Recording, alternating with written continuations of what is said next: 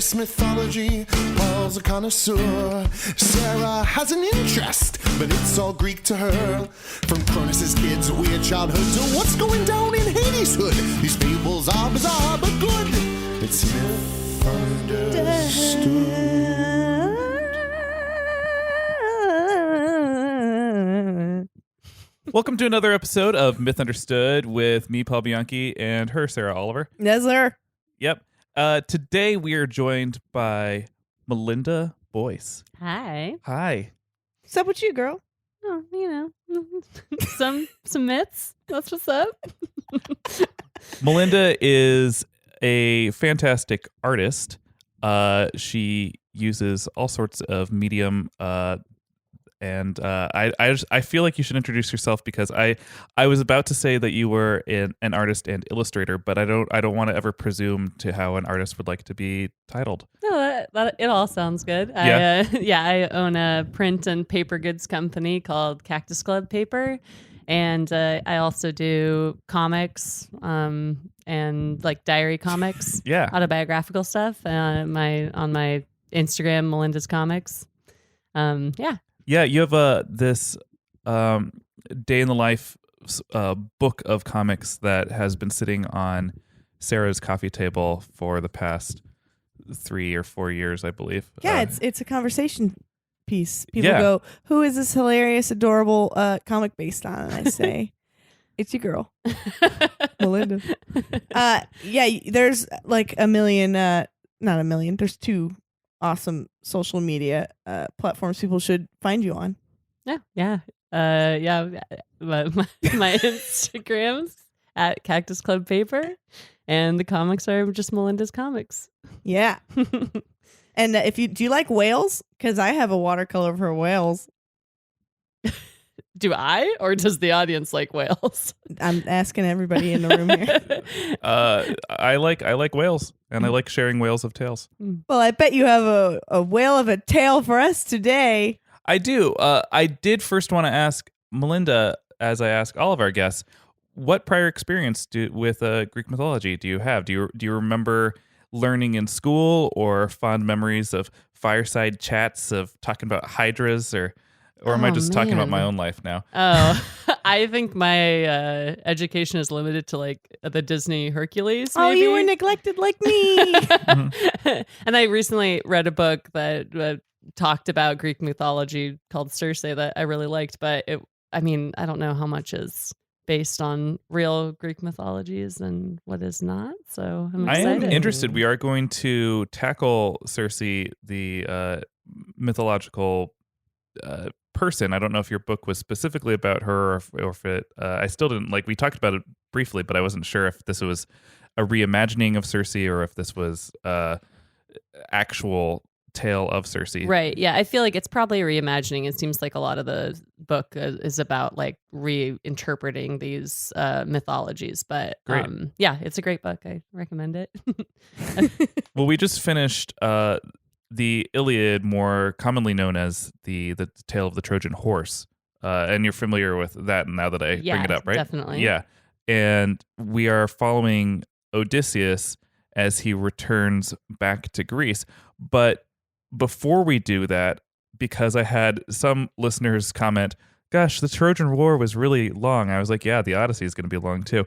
Why don't we take a little bookmark in that storytelling? And today we're going to talk about just a one-off episode, and we're going to be talking all about nymphs and naiads and dryads and nereids. Ooh. Yeah. Dude, oh my, yes. My. Are either of you familiar with nymphs and nereids? I think I'm sitting next to a beautiful nymph right now. There she is. Well, Sarah, you should, because we talked about some up to this point. Yeah, the half seal mermaid. Yes. If you like real art, check out our Instagram page Yeah. for that. There was I believe she was a dryad named Samathi, because she was the dryad of beaches, and she transformed herself into a seal to avoid getting raped. And guess what? Didn't help.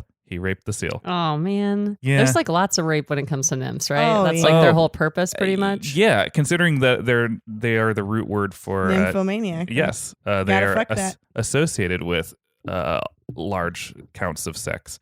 Let's see. I'm gonna take off my shoes. Make yourself comfortable. Yeah, because I was putting my shoes on that table and that wasn't good. Well, you've been sitting here with your shirt off, and Yeah, I've just been wearing Just- shoes. And just because it's the nymph episode. Just embrace the sexy. So nymphs were minor nature goddesses that populated the earth. They were ranked below the gods, but they were still summoned to attend assemblies of gods on Mount Olympus. So just oh big- man, so they like didn't get any of the perks, but they had to like clock in for meetings. Yes, yeah, they're sort of like the district representatives, local, state, and house Yeah. branches. Yeah. The nymphs presided over various natural phenomena, from springs to clouds to trees. That's water springs, not the man-made spring. Caverns, meadows, and beaches. They were also responsible for the care of plants and animals of their domain, and they were closely associated with the Olympian gods of nature like Hermes, Dionysus, Artemis, Poseidon, and Demeter. The male counterparts of nymphs were satyrs, paeans, potamoi, and tritons. What the hell are those? They were the male counterparts of nymphs. They So were what do they look like? well, tritons were like mermen, Okay. and satyrs had the goat legs, Okay. and paeans also had goat legs. Cute. And I don't know what potamoi are, but they sound like Sounds like a goat. it sounds like sounds like a delicious Mergoat. stew to me with potatoes in it. Well, so we're going to start first with dryads. Dryads, and sometimes also called Oreades or Oreads, were nymphs of trees, groves, woodlands, and mountain forests. So dryads, easy way to remember, just dry. They were not associated with water. They were spirits of oaks and pines and poplar and ash, apple and laurel, and there were certain nymphs that were like bound to a tree for their entire life. So Like they were a tree, or they had to hang out with a tree. they had to hang out with the tree. Like you were a nymph of this particular tree. Like wow. and if that tree died, so did you. Cool life. Yeah. There were also several types of dryads associated with particular trees. You know, this riveting stuff. Yeah. With the there were the Meliae, and they were specific to the mountain ash tree and also to honeybees. They just lorded over honeybees, which is, I think that's cute. You're making a face though. You're like squinting. Yeah, no, Like it's stupid. Well, they were born of Gaia when she was impregnated by the blood of castrated Uranus. Oh, from the episode 1, from the sieges. Going way back. Yeah, Yeah. when the Cronus castrated his father, and his twig and berries flew through the sky, dropping blood and semen everywhere it flew through the air. But I didn't can- the semen Nice. also make Aphrodite? Aphrodite? Uh-huh. Yeah. So nymphs are her cousins. Yeah, No, they're brothers. her blood cousins. Yeah. Oh, Because they're not, out of blood. They're not semen sisters. They're blood cousins. Yeah. I could just looking at Melinda's face, I could just see the visions of future artwork spinning in her Yeah, head. yeah. Inspiration has struck. I'm picturing like a rainbow, but with blood and semen. Yeah. Oh, that's beautiful. Check out Cactus Paper Club, guys. took a That is sharp turn. Not how what my name is. Cactus Club Paper. Cactus Club Paper. I just want to join your club. So there's sort of a Christian spin on this myth in the way of how when man was first created, that it was man without woman, and these nymphs that were born of blood and earth were the first wives of the what is called the Silver Age of Man. and together they gave birth to the Bronze Age of man, where there were men and women, non-immortals, born alike. So that's the that would make these nymphs sort of the Eve or maybe the Lilith of this mythology. No thanks. No thanks. They nursed their sons because they were trees and bees with honey sap. A little fat boy. Huh? And armed them all with spears crafted from the wood of their trees. And they were and this first race of man were an overly warlike race who incurred the wrath of Zeus.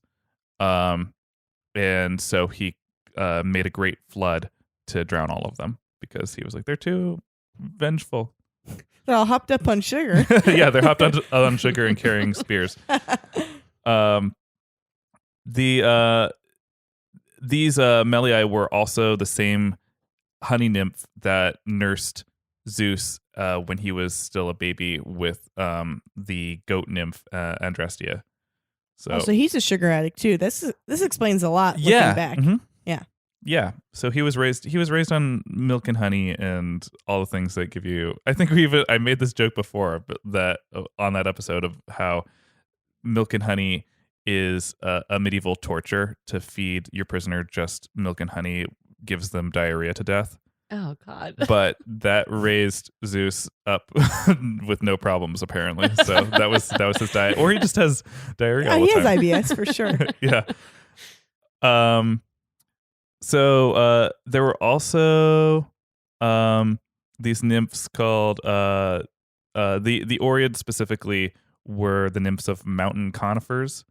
Dryads were mountain dwellers, and let's see, there's other ones too. Oh, the Daphnae were the nymphs of laurel trees. They're very specific to that.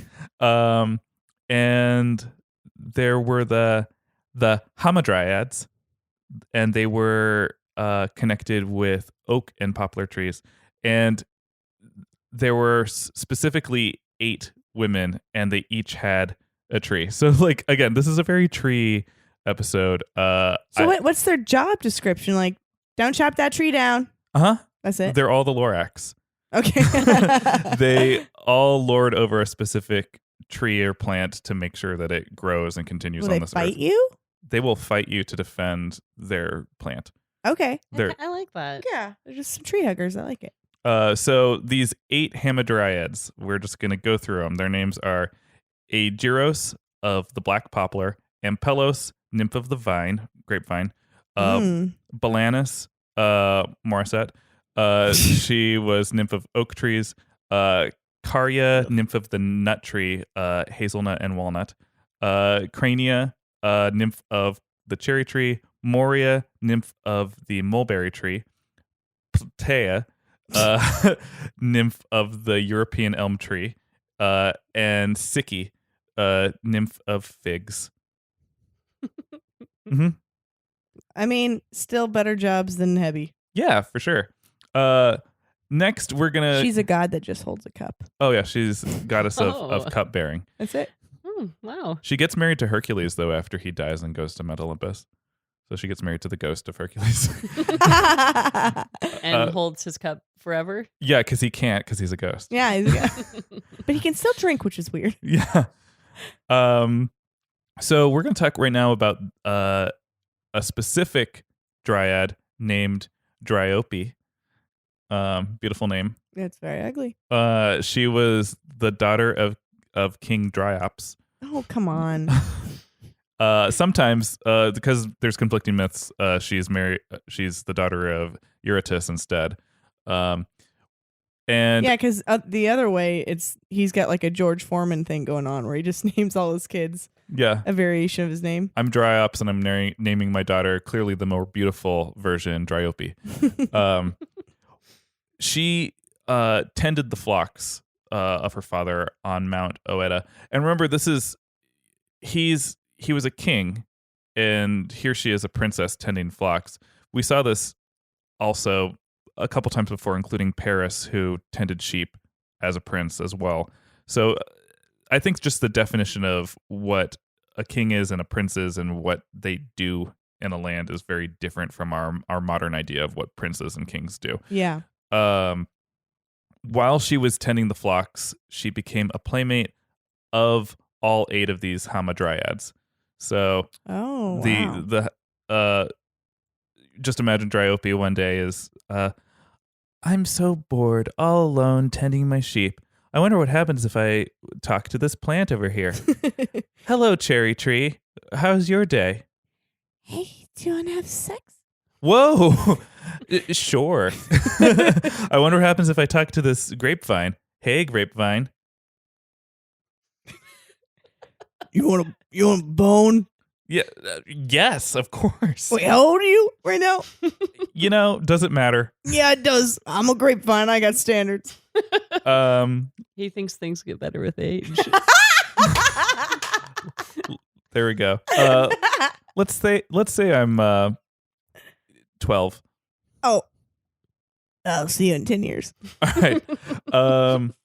So she was taught by these Hamadryads how to sing hymns and dance and apparently fuck. On one occasion, she was spotted by which god? Zeus. Not Zeus. Huh? Apollo? Apollo. Oh no, she's doomed. He's crazy. In order to gain possession of her, Yep, and not even in order to get to know her. Mm-hmm. Right off the bat. He metamorphosized himself into a tortoise. Mm-hmm. Huh? Wins the race. So Dryope sees this turtle on the ground just dawdling around. Oh, I'm a slow turtle. A slow, cute turtle, though. Oh, my father will be so happy when I crack this open and make turtle soup. She picks up the turtle, and as soon as she takes it onto her lap, it transforms into a serpent. Oh. And coils her up, and she's when did he become such an anamorph? Guess which famous ancient Greek writer wrote this one? No. It's Ovid. For those of you playing along at home, anything that involves crazy transformation, it just always goes to Ovid. He loves people turned into things.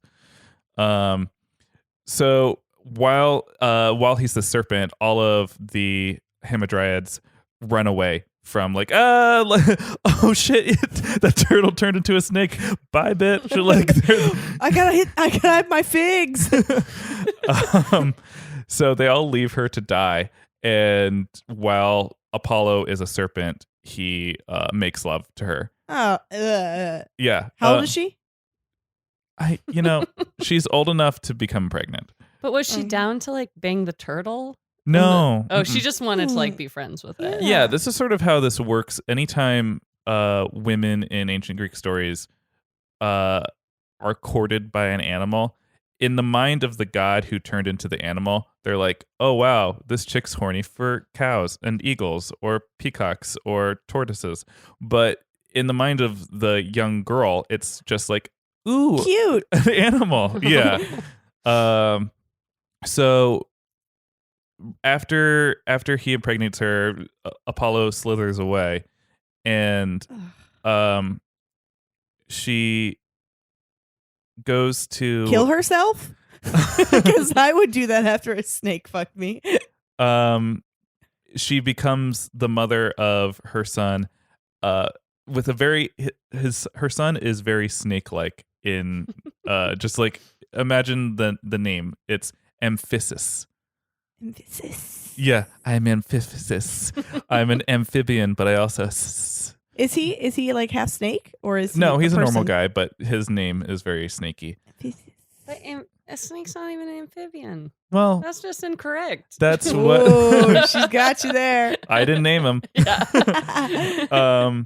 After he grew up, he built the town of Oida and a temple dedicated to his dad, dedicated to Apollo. My dad's the best.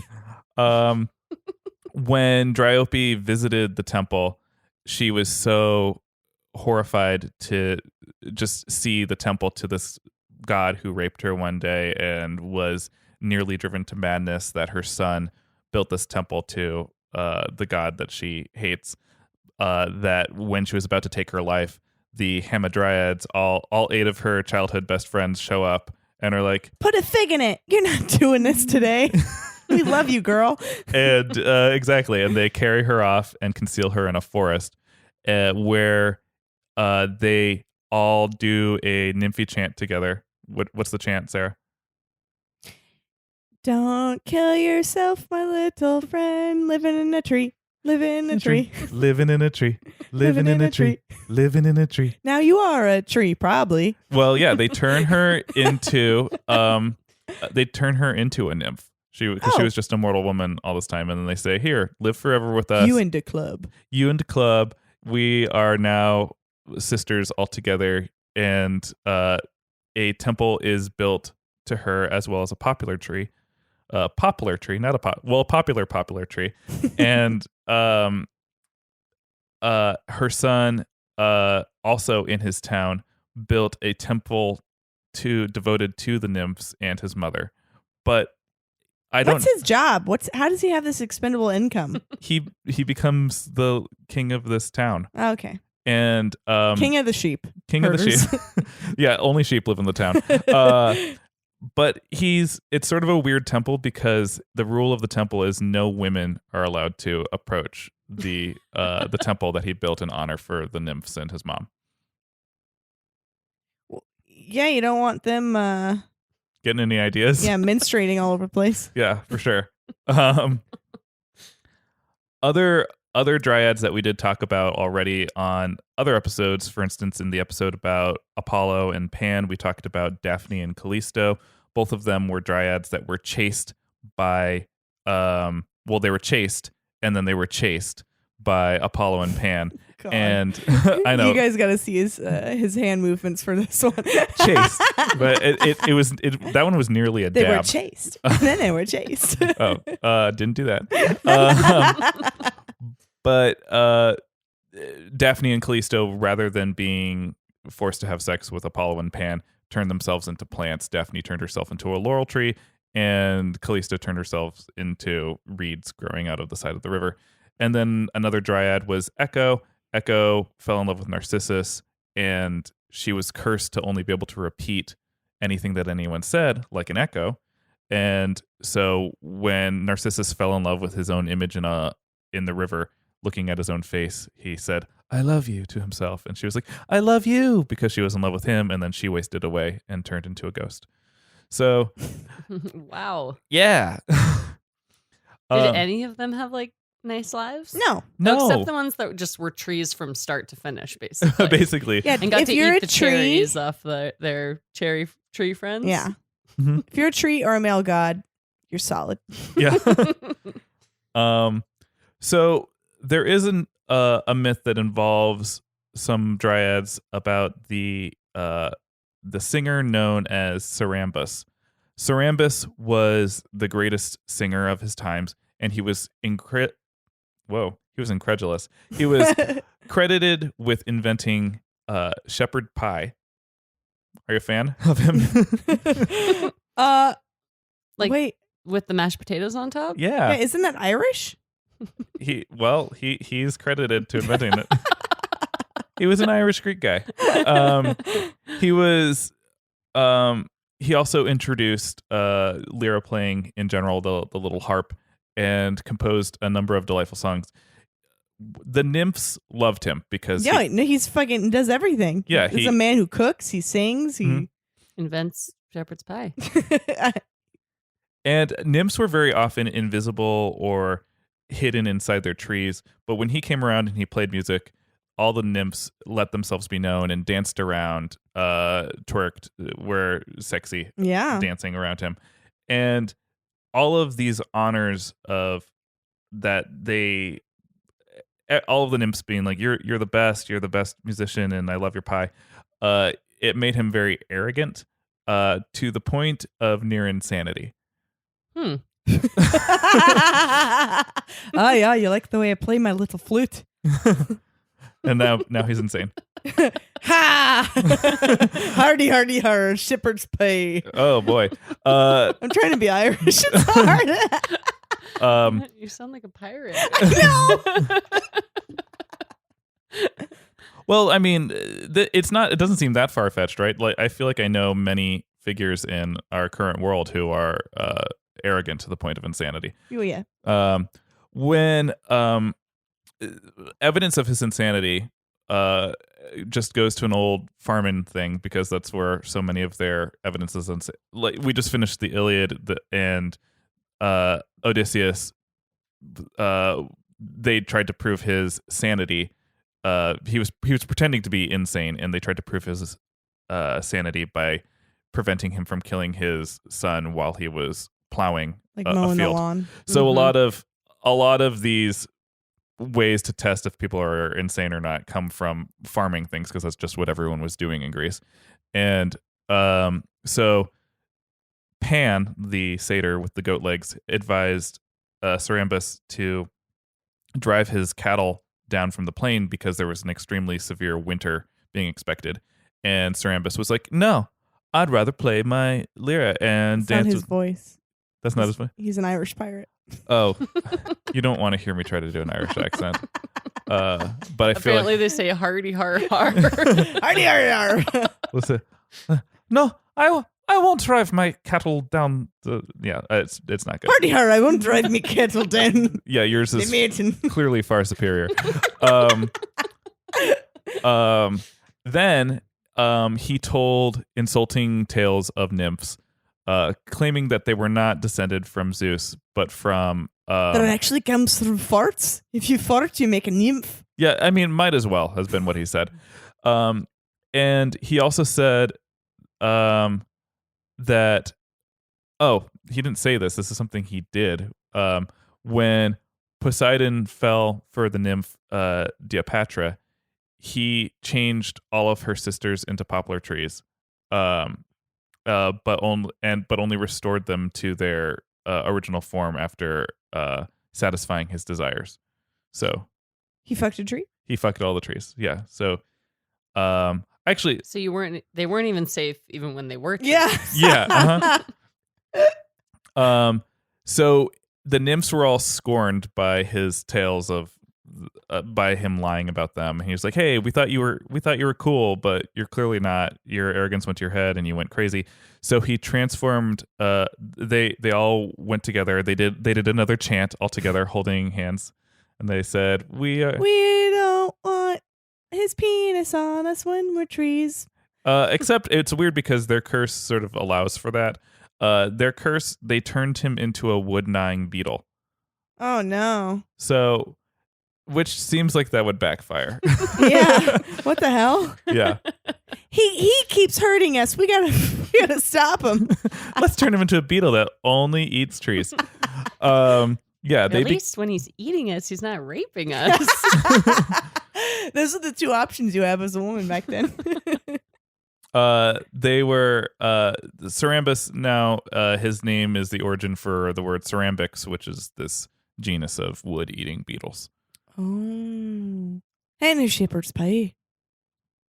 Yep. In addition to all these other dryads that we talked about, the Hesperides were also dryads. The Hesperides were the nymphs that entrusted to care for the tree of golden apples. So that was their job. They special. Mm-hmm. They also were keepers of treasures of the gods. Like, remember when Athena told Perseus to slay the Medusa so that she could stick Medusa's head on a shield? Mm-hmm. Yeah, so that was also guarded over there in that garden. It basically, like, the garden of Hesperides has this golden apple tree in the center, and then all of this weird junk. Like, have you ever been in someone's backyard that has a whole bunch of wind chimes that are made out of forks and knives, and it's all rusted in the wind, and they have decapitated heads. Yeah, they have. Yeah, it's just one of those yards it's like pretty, but also eclectic and full of junk and probably overgrown as well. Mm-hmm. And there's a dragon, and they're sleeping. Yeah. Yeah, that's the Garden of Hesperides. So That's all I know about Dryads. We're gonna move on to Nereids now. Any guess on if Dryads were of dry land, what do Nereids do? Ocean? They are. She's so good. They're the nymphs of the ocean. Most particularly, they were the 50 sea nymph daughters of Nereus, the old man of the sea. Yep. Ew. You? Why can't people have old men as their fathers? Well, he was an old man. He's an old man with grown children now? Yes. Okay. Oh, you were just saying like when he was like that he was old when he Yeah. His old balls. his old balls. Yes. Making all these kids. The Nereids dwelt with their elderly father in a silvery grotto at the bottom of the Aegean Sea. The Nereid Thetis was their unofficial leader, and as well was Amphitrite, who was Poseidon's queen. So they're in like an orb, protected orb. Is that what you're saying? A grotto, but it's an under the water grotto. Oh, so there's no air. No, They breathe underwater. they breathe Okay, underwater. got it. Yeah. The Nereids were depicted as beautiful young maidens, sometimes running around with small dolphins, and or riding on the backs of dolphins or on hippocampuses. Familiar with hippocampuses? They were a fish back of the body, a horse front of the body. Oh yeah, I've seen those. Yeah. In real life. Yeah. Yeah. Yeah, they have a really great hippocampus And section these at are the LA mermaids. Zoo. Nereids sometimes were mermaids, sometimes they had just regular human legs. Nereids means daughters of Nereus, but it also means the wet ones. What did you dislike about that the most? The way I said it or that's what they're called? Uh-huh. Both? Okay. So some particular Nereids to talk about. We got Panopia. Panopia was specifically the Nereid nymph goddess of the sea's broad panorama. What the fuck is that job? So this is a situation where someone's been in an office for a long time, so they just give themselves their own job title, Uh-huh. so they don't get in trouble. Yeah. Such a grand title too. She means nothing. It means nothing. One would invoke Panopia when you were at sea for a really long time and you were searching for land. It's right fucking there. Bye. Yeah, so you'd be on the crow's nest and you'd be looking out and just desperate to find land, and then you'd say, "Oh, Panopia, please show me where this great land is. I've been at sea for so long. I had sex with a sheep. Oh God, over there. Shut up. Thank you." She was also often paired with her sister best friend, Galatea. Galatea, what's nice when I was researching about all these nymphs is that knowing that we're going to move into the Odyssey next, this is the first myth that I found that sets up something that we are going to talk about in the Odyssey. So Galatea was specifically the nymph or the Nereid of calm seas, and her name meant milky white because that was her skin. All right. Yep. You got 50 daughters. Yeah, right. She frequented the coast of Sicily, and while she was doing that, she saw the Cyclops Polyphemus. So Polyphemus was out there, and he was like, "Hey, beautiful Nereid. Who, me? The milky white one? Yeah, you. Yeah, you're beautiful. Hey, listen to this. These are tunes from my rustic pipes. Toot, toot, toot, toot, toot, toot, toot, toot, toot, toot, toot. You into me yet?" I have a job to do in the water. Hey, wait, no, don't go yet. Here, I have some milk. Splish splash, bye bye. Wait, no, I also have cheese. Oh, I'm back. What's up? I have various cheeses for you. I am back in this. So Galatea goes over to him eats all of his cheese and drinks his milk, and then says, Also has IBS. and then says, "All right, bye. Thanks for the milk and cheese, but I'm not into it."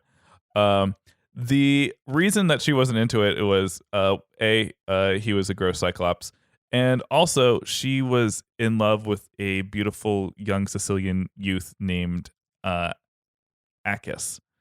And she told Polyphemus this as she was leaving.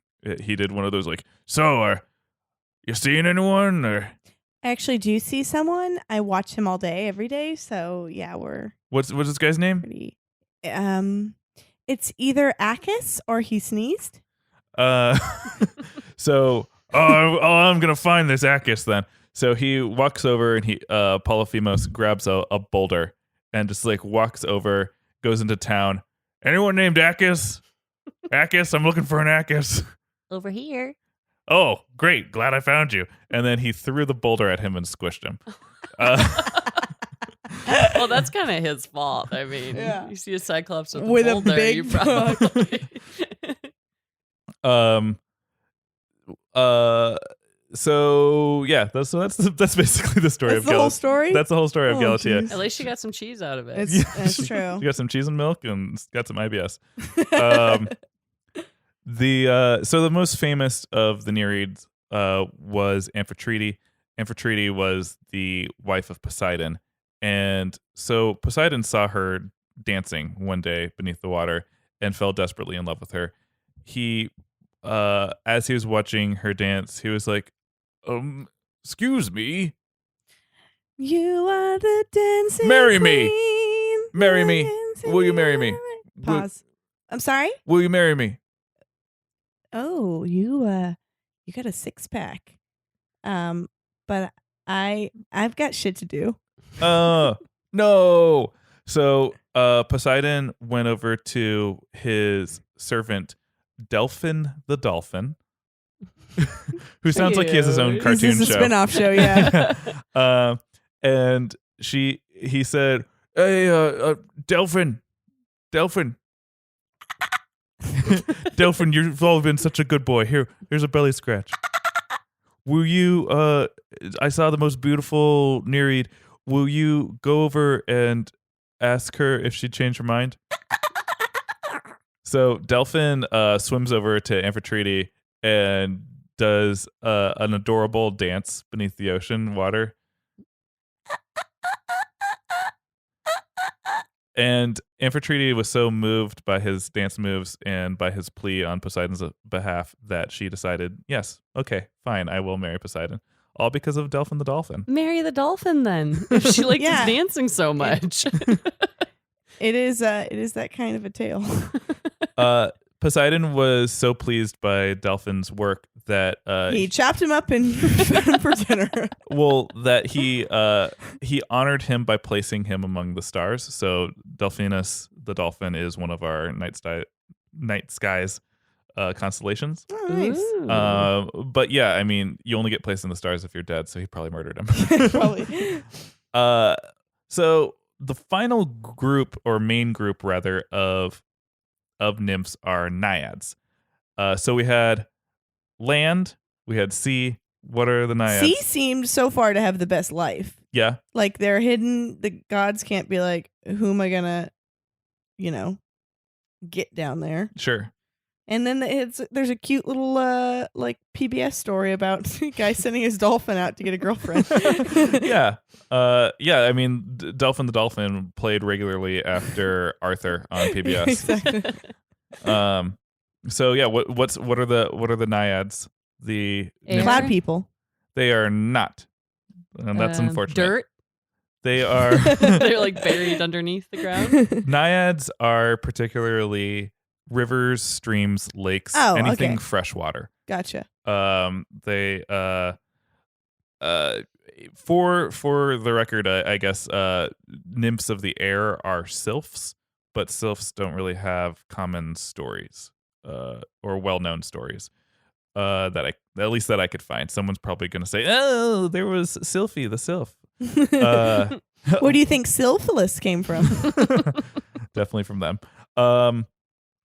So specifically the Naiad nymphs were classified by domain. There were the Pegaigai, who were the nymphs of springs, the Crenai, who were the naiads of fountains, specifically, I guess, man-made fountains. The Potamedes, who were rivers and streams. The Limnades were lakes, and the Heleonomai were the nymphs of marshes and wetlands. The Naiads, in conjunction with Artemis, nursed the young and protected girls, overseeing their safe passage from child to adult. Not well. Well, they tried Did to. you hear any of these stories you've told?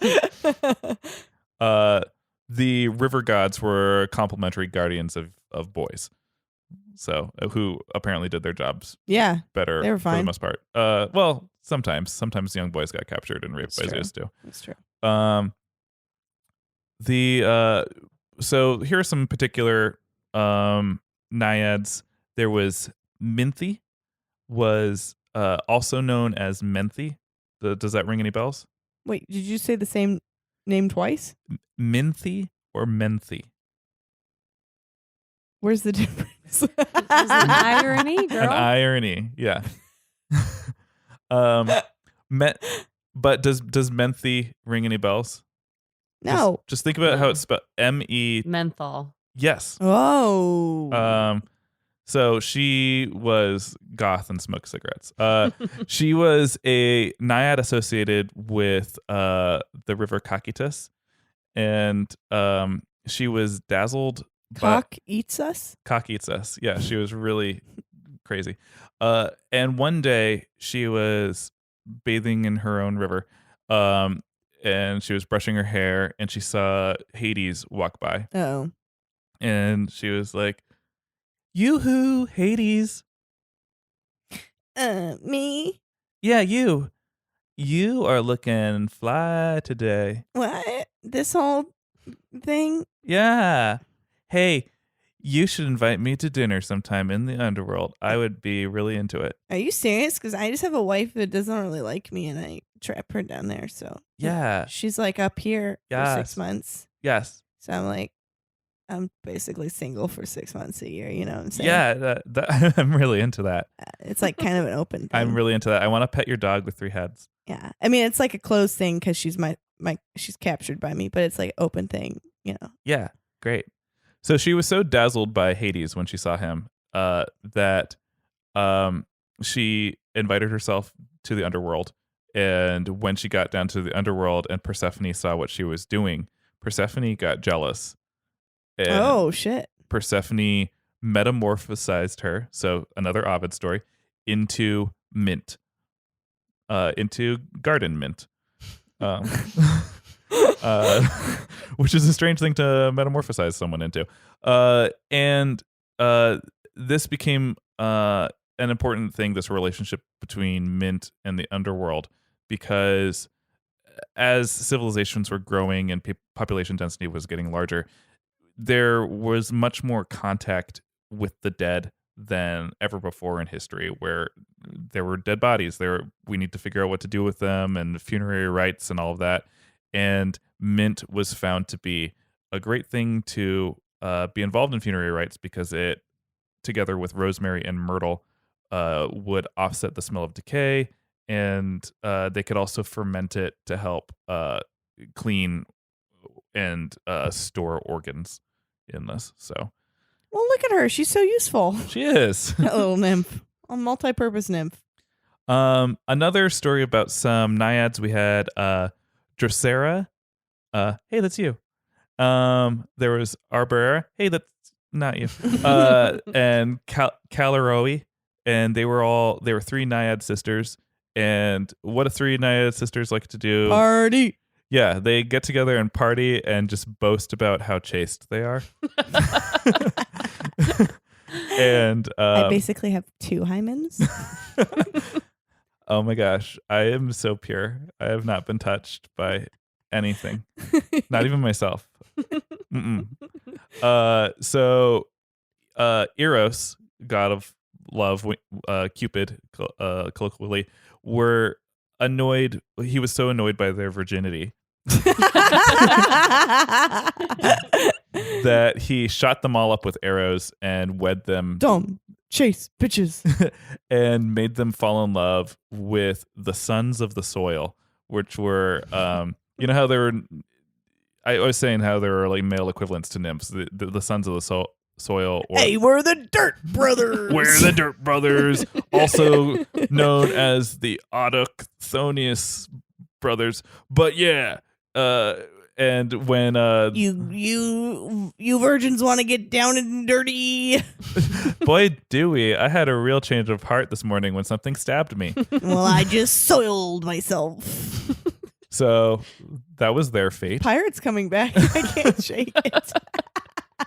But I mean, their fate was ultimately to like be in love and get married to these Dirt Brothers. Yeah, but not of their own volition. That's true. Yeah. But when is love ever of one's volition? It's true. Yeah, it comes from afar. So I'm going to tell you one of these nymph myths. That's one of those. It's one of those stories that, like, why is this a story? Because it happens and then it undoes itself and everything's fine. So why did I need to hear it? But you're all gonna hear it now. What a setup! What a setup! So this is the story of the Naiad Moria, who one day she was hanging out with her brother named Tylus, and they were hanging out by the river, and there was a serpent around. Why are you laughing? Nothing. You guys. And It's Apollo. Look out! Oh no!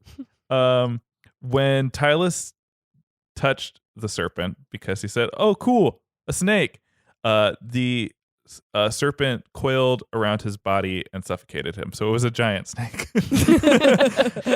The source where I got this story added, Tylus was not his first victim. So this was a serial killer snake. Yeah. Moria only could helplessly watch her brother die. But then Damison, a giant a giant son of Gaia, arrived on the spot, and Moria said, "Hey, please help, my brother is dying."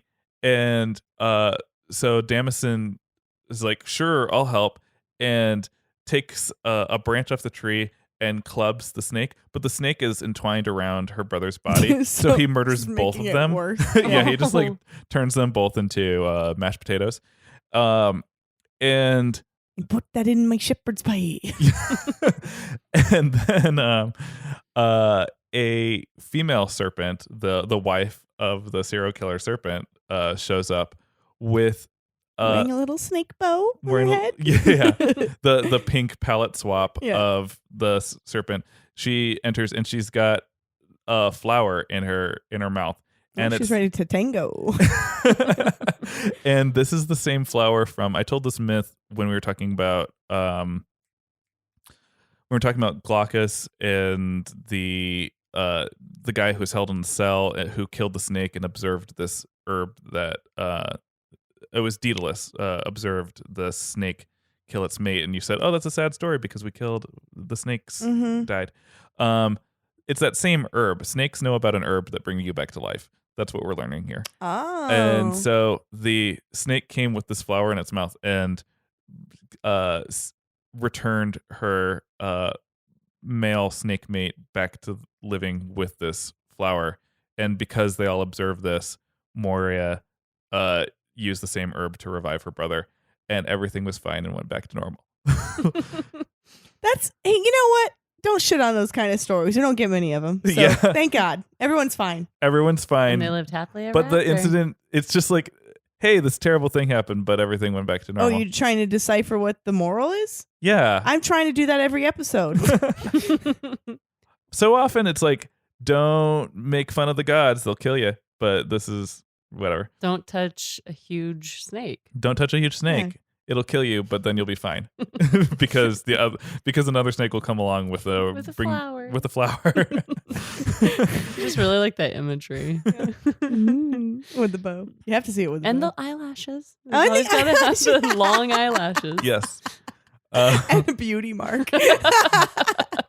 All the telltale ways to make something female. Well, she can't have snake boobs. That would hurt. Just dragging those around. That's true. Well, so this isn't really a myth, but there is a myth about, well, there's just a mentioning of a dryad named Memphis, who is the origin of where we get Memphis from, because she and her husband were the legendary founders of Memphis, not Memphis, Tennessee, but Memphis in the Euphrates River Valley. Is this your whole story? That's the whole story. That's all I got. No. What's the lesson there? There's no lesson. No, I just thought I would bring it up because it's like, ooh, Memphis comes from a nymph. Never mind. Speaking of, there's also that's not a reason to say. Speaking of, there's Palazzo and Is that where you come from? and Caliadne. They were sister naiads of the river god Nile, so like the Egyptian river. Mm-hmm. And they Palazzo married Danius and bore him 12 daughters. And he had many wives out of 50 daughters he ended up with. And Caliadne was one of the wives of Aegyptus and bore him 12 sons out of the 50 sons that he had with his other wives. So we got 50 sons, 50 daughters, children of these two brothers. And Danius was the younger brother of Aegyptus, and Aegyptus banished Danius. But then from afar, he hears, oh, my brother had 50 daughters and I have 50 sons. Yeah. We should have our kids get married. All right. So he sails on his ships and he finds that his brother has built this great kingdom. And he's like, I'm gonna also go to war with him and claim his lands as my own. Okay. Got a lot of angles he's coming at. Yeah. And so he arrives and he's like, Danius, it's your older brother. I have 50 sons. Here they are.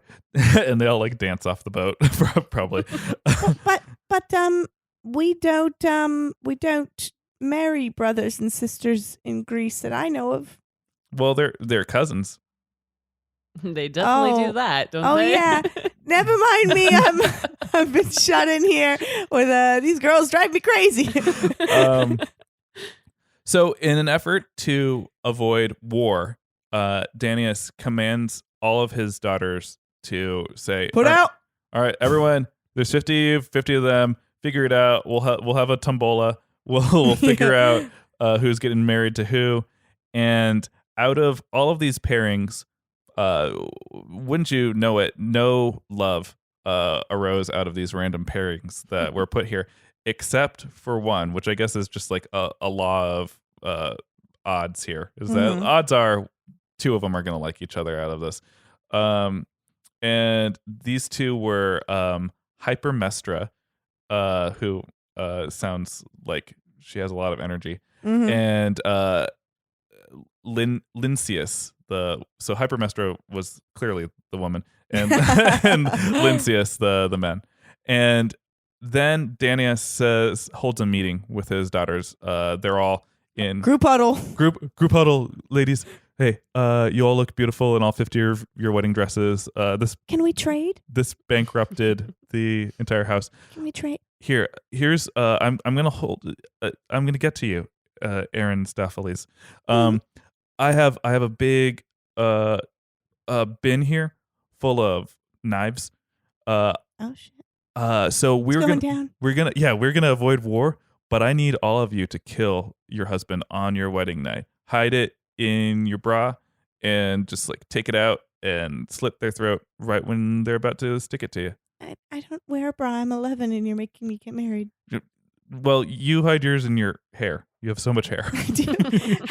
It's called a beehive. It's going to be huge. Hide it in your beehive.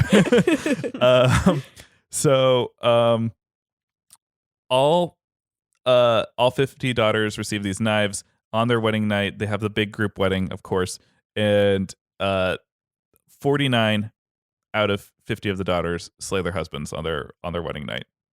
The 50th was, of course, Hypermestra, who was in love with Lynceus, and they're Hypermestra, I'm so happy to be married to you. I just feel like I just heard the screams of all 49 of my brothers. What's that in your hand? My dad said this is how you have sex. No, that's not. No, Step, put that. step, step? No, don't step, stab. I do sure? this. No, well, I do the step, stab with my flesh knife. Oh, so you have a knife too? Yeah, but mine Should we doesn't. make him touch? No, nope. Mine doesn't murder. So let's not do that. Okay, I'm gonna keep the knife out. Okay. I don't think you know what you're doing either. I don't. This is my first time too.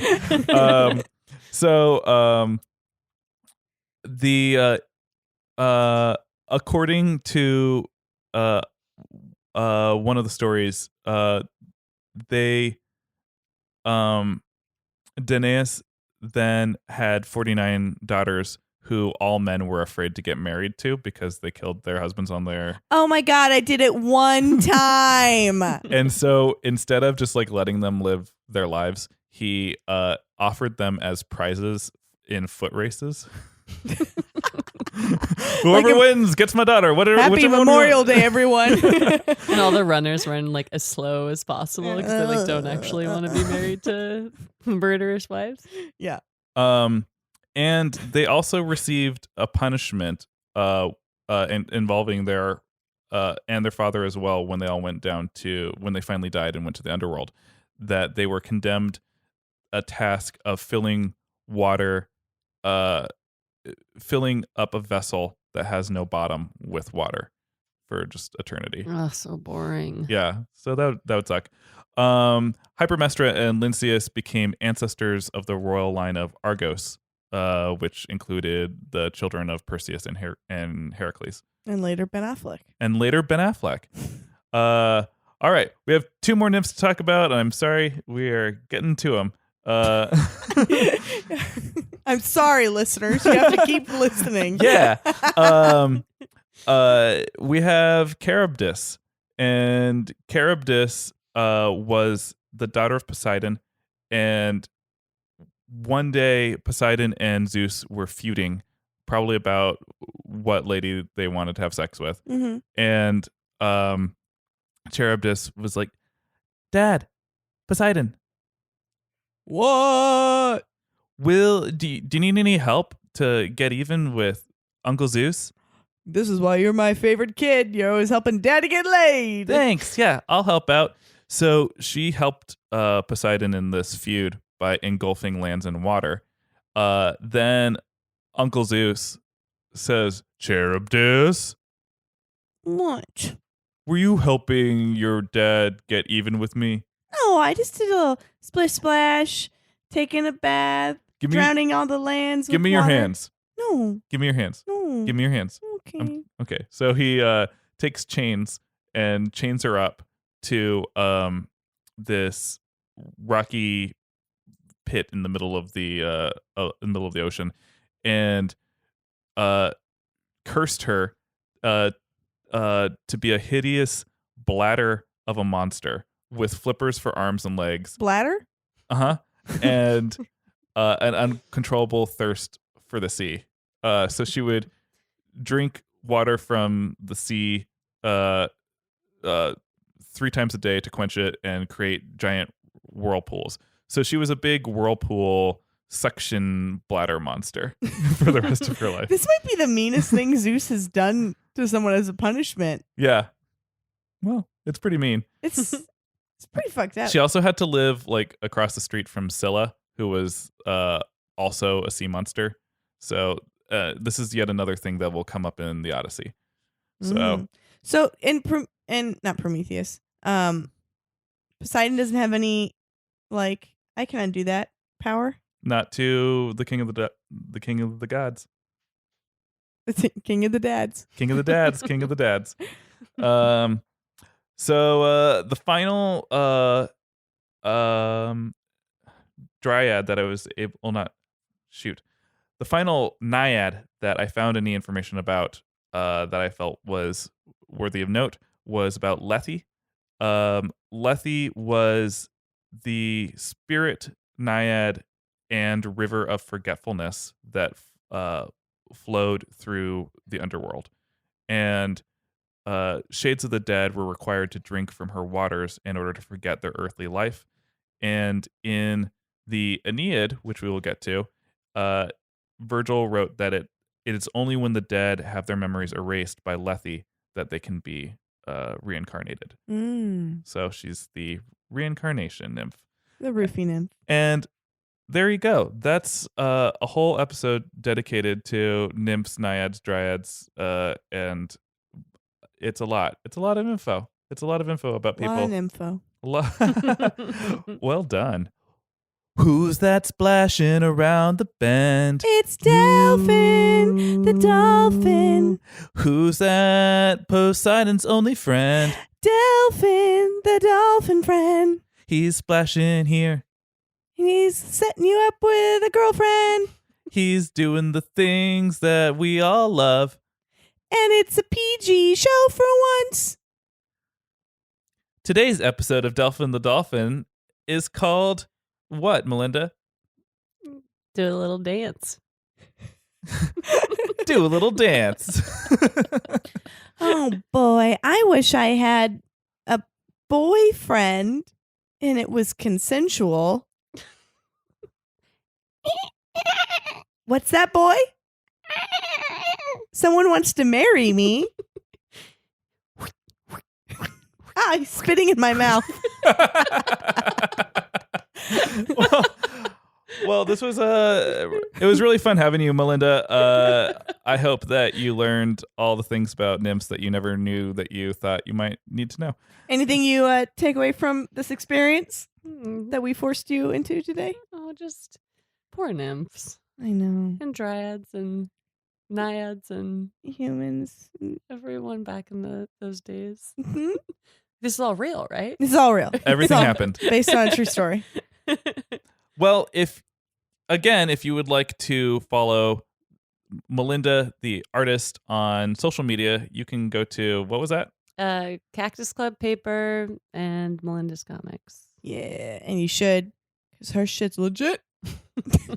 If you want to follow Myth Understood, please check us out at _Myth Understood on Twitter and Instagram. You can also follow us individually at the Paul Bianchi and at the Sarah Oliver on Instagram. Yeah. Please rate and review us on iTunes. It helps people say, hey, that's a podcast that I would listen to. Please share it with your friends. And also be sure to follow It's Dragon Wagon on all social media. That is the podcast network that we are a part of. It's our daddy. It's our daddy. Yeah. It is a completely independent network, podcast network. And you can show your support at dragonwagonradio.com/support. You can donate money or gift directly from the Amazon wish list. Hey, Melinda, you're real cool. Thanks for coming on today. Thanks for having me, guys. It was fun. Thanks for being here, Paul. Yes. Kisses. Whoa. So that was another exciting episode of Myth Understood. Sarah, you might notice that there is a third person sitting next to us right now. It's me. It is Zen Zenith, not a tiny Mario. So you have a podcast. I do. Yeah, tell us about that. Yeah, it's called The House Show Show, and it's a live concert event series and podcast. So we actually host shows at the Dragon Wagon Radio HQ, and then we record the whole thing. I interview the guests. We upload it to the internet, and it's really fun. So where can we find this podcast that we're going to show up to next time? That's a great question. You can find it at thehouseshowshow.com and on iTunes, Stitcher, and wherever else good podcasts are sold. Thanks for being here. You are welcome. Now be gone. Myth understood. Oh my god, this is my wet dream come true. Singing with the actual Myth Understood singer.